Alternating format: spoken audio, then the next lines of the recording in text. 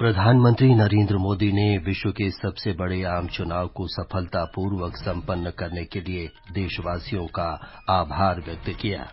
इसमें 65 करोड़ से अधिक लोगों ने मतदान किया। आकाशवाणी से मन की बात कार्यक्रम में प्रधानमंत्री ने जीवन में सकारात्मक बदलाव के लिए लोगों से नियमित रूप से योग करने का आग्रह किया। 3 नए आपराधिक कानून कल से लागू होंगे। नाइजीरिया के बोर्नो में आत्मघाती बम विस्फोटों में 18 लोगों की मौत और 40 से अधिक घायल। केंद्रीय मंत्री मनसुख मांडविया और हरदीप सिंह पुरी ने पेरिस ओलंपिक के लिए औपचारिक पोशाक और खेल किट जारी किए।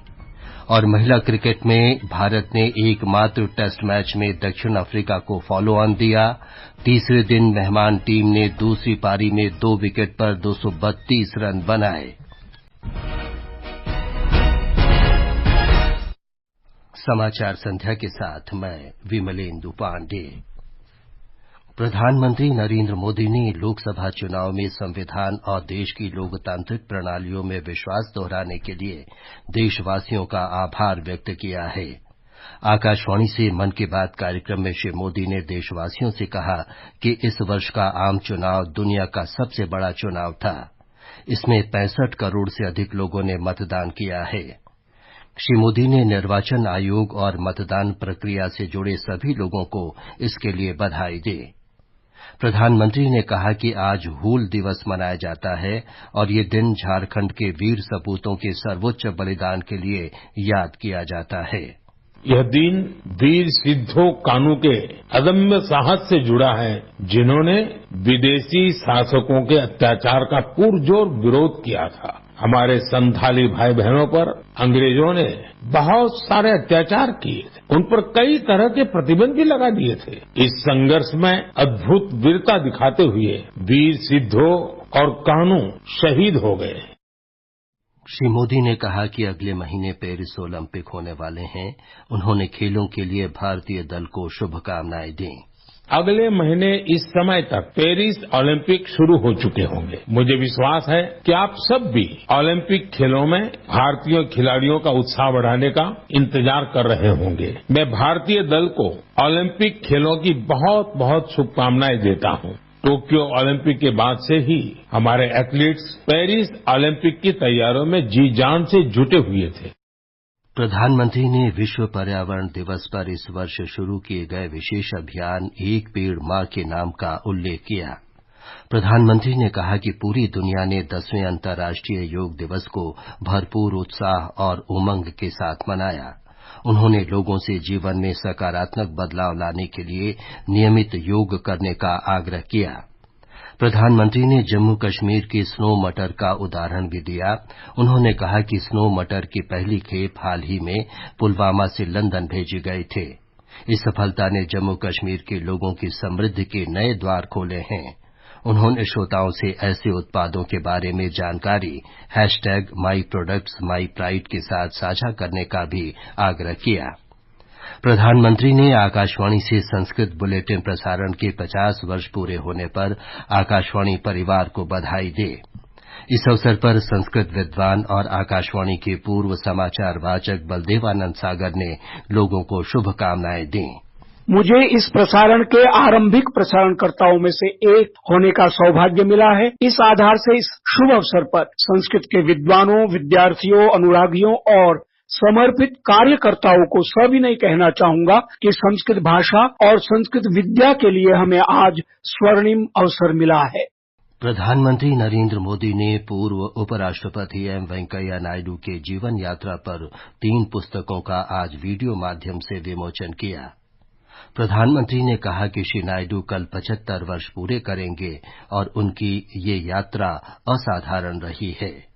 मुझे विश्वास है ये पुस्तकें लोगों को प्रेरणा देगी, उन्हें राष्ट्र सेवा की सही दिशा दिखाएगी। मुझे वेंकैया जी के साथ बहुत लंबे समय तक काम करने का अवसर मिला है। वेंकैया जी से मुझे भी और मेरे जैसे हजारों कार्यकर्ताओं को बहुत कुछ सीखने का मौका मिला है। ये समाचार आकाशवाणी से प्रसारित किए जा रहे हैं। ये आकाशवाणी है। 3 नए आपराधिक कानून भारतीय न्याय संहिता, भारतीय नागरिक सुरक्षा संहिता और भारत साक्ष्य अधिनियम कल से लागू हो जाएंगे। विधि और न्याय मंत्री अर्जुन राम मेघवाल ने कहा कि नए कानूनों में औपनिवेशिक कानूनों के विपरीत न्याय प्रदान करने पर जोर दिया गया है, जबकि औपनिवेशिक कानूनों में सजा पर अधिक ध्यान दिया जाता था। मुंबई में एक सम्मेलन में उन्होंने कहा कि नए कानून विभिन्न पक्षों के साथ व्यापक परामर्श के बाद बनाए गए हैं। अब जब साहब आप बैठे बैठे वो ई प्लेटफॉर्म पे डाल देंगे, ई कोर्ट प्लेटफॉर्म पे, तो वो ई प्रिजन प्लेटफॉर्म पे पहुंच जाएगा, तो जैसे ही ऑर्डर पास होगा छूट जाएगा। तो यही विषय है आप, लेकिन फिर भी आलोचना। ई फॉरेंसिक प्लेटफॉर्म, ई प्रोसिक्यूशन प्लेटफॉर्म, ई कोर्ट, और ये सारे सिस्टम को हम कह रहे हैं crime and criminal tracking network system. हमारी संवाददाता ने बताया है कि केंद्र सरकार ने राज्यों और केंद्र शासित प्रदेशों के साथ नियमित बैठकें की हैं और वे इन कानूनों को लागू करने के लिए पूरी तरह से तैयार हैं। ये विधेयक पिछले साल शीतकालीन सत्र के दौरान संसद में पारित किए गए थे। नए आपराधिक कानून भारतीय नागरिकों को सशक्त बनाने की दिशा में एक महत्वपूर्ण कदम है। इन कानूनों का लक्ष्य सभी के लिए अधिक सुलभ, सहायक और कुशल न्याय प्रणाली बनाना है। नए आपराधिक कानूनों के प्रमुख प्रावधानों में घटनाओं की ऑनलाइन रिपोर्टिंग, किसी भी पुलिस स्टेशन में एफआईआर दर्ज करना और साथ ही पीड़ितों को एफआईआर की मुफ्त प्रति मिलना शामिल है। इसके अलावा गिरफ्तारी की स्थिति में व्यक्ति को इच्छा अनुसार किसी व्यक्ति को अपनी स्थिति के बारे में सूचित करने का अधिकार है। नए कानूनों में महिलाओं और बच्चों के खिलाफ अपराधों की जांच को भी प्राथमिकता दी गई है। अर्पिता की रिपोर्ट के साथ समाचार कक्ष से शक्ति प्रताप सिंह। मणिपुर की राज्यपाल अनुसुईया उइके ने सभी पक्षों से अपील की है कि वे राज्य में वर्तमान संकट के समाधान और शांति तथा सद्भावना बहाल करने में सहयोग करें। इम्फाल में आज उन्होंने कहा कि राज्य की मौजूदा स्थिति से समाज का हर वर्ग प्रभावित है। उन्होंने कहा कि संकट के समाधान के कदम उठाए गए हैं, जिनके परिणाम निकट भविष्य में सामने आएंगे। केंद्रीय अन्वेषण ब्यूरो सीबीआई ने आज नीट यूजी परीक्षा के प्रश्न पत्र लीक होने के मामले में पटना की बेउर सेंट्रल जेल में आरोपियों से लगातार दूसरे दिन पूछताछ की। अब तक सीबीआई बिहार और झारखंड से 5 संदिग्ध व्यक्तियों को गिरफ्तार कर चुकी है। बेउर जेल में बंद 13 अन्य आरोपियों से भी पूछताछ की जा रही है, जिन्हें बिहार पुलिस की आर्थिक अपराध शाखा ने पहले गिरफ्तार किया था। ये समाचार हमारी वेबसाइट newsonair.gov.in/hindi और हमारे mobile app news on AIR पर भी उपलब्ध हैं। समाचार संध्या में आपका फिर स्वागत है। नाइजीरिया के पूर्वोत्तर राज्य बोर्नो में कल हुए आत्मघाती बम विस्फोटों में 18 लोग मारे गए और 40 से अधिक घायल हो गए।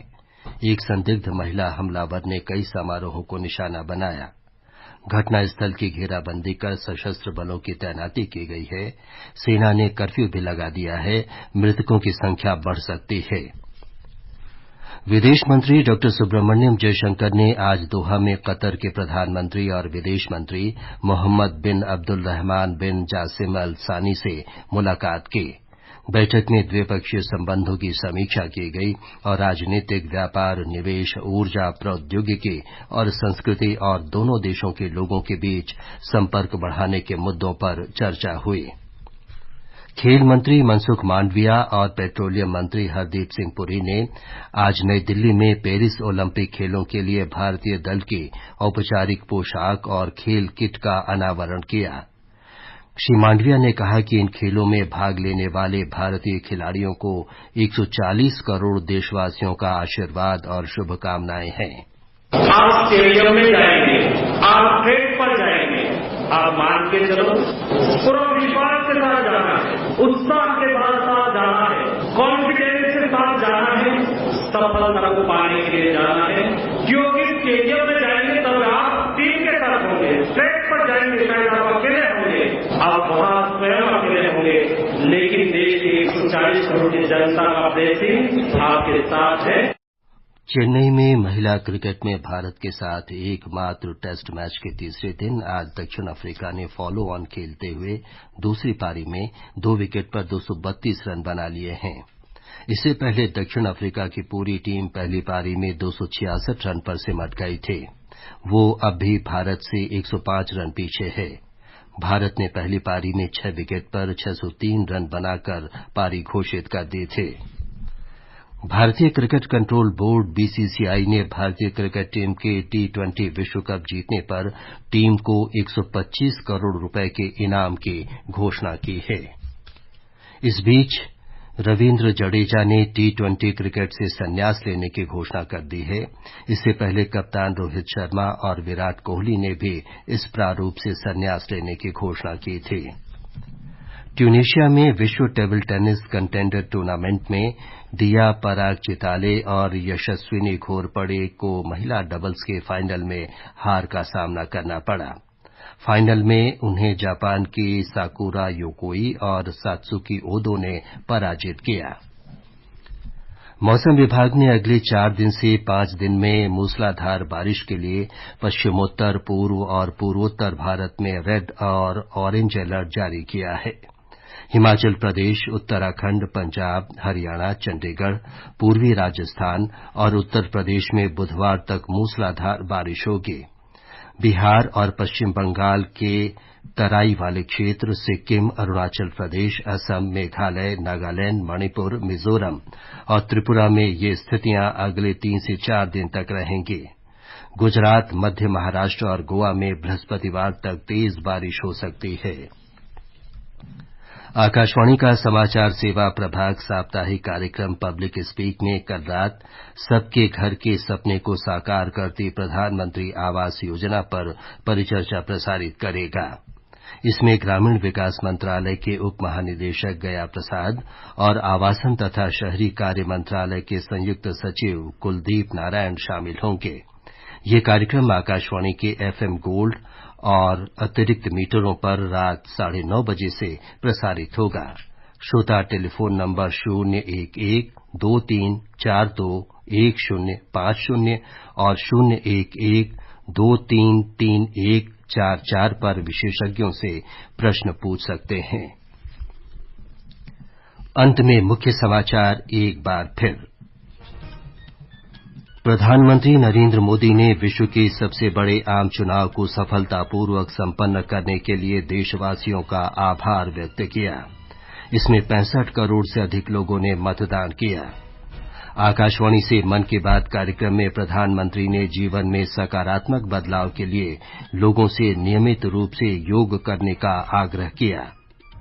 3 नए आपराधिक कानून कल से लागू होंगे। नाइजीरिया के बोर्नो में आत्मघाती बम विस्फोटों में 18 लोगों की मौत और 40 से अधिक घायल। केंद्रीय मंत्री मनसुख मांडविया और हरदीप सिंह पुरी ने पेरिस ओलंपिक के लिए औपचारिक पोशाक और खेल किट जारी की।